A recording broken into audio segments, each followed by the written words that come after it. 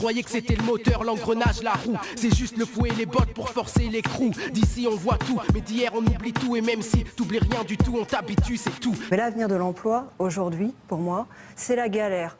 Est-ce qu'une personne qui vit du RSA depuis des années, qui est très éloignée de l'emploi, elle a une seule chance, une seule, de retrouver un emploi? Non. D'abord, premier problème français, 6 millions de chômeurs. La très grande majorité des chômeurs cherchent du travail.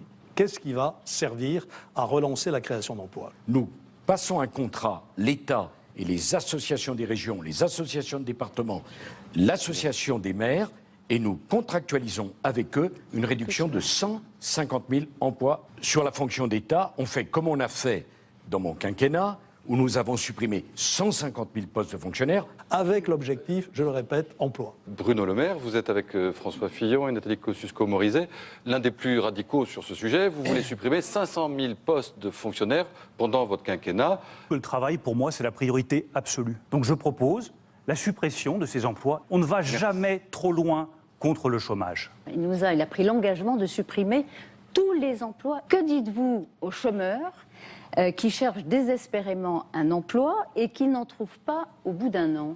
Pour cela, il n'y a qu'une seule mesure qui marche partout, travailler plus pour gagner moins. Vous allez pouvoir travailler chez un entrepreneur qui vous rémunérera temporairement en dessous du SMIC. Le redressement du pays passera forcément par le travail, puisqu'un accord vient d'être signé dans une entreprise de l'Est de la France qui permet, avec l'accord des salariés, de travailler 39 heures, payer 37. Ce serait dommage qu'on ne puisse plus le faire demain quand même.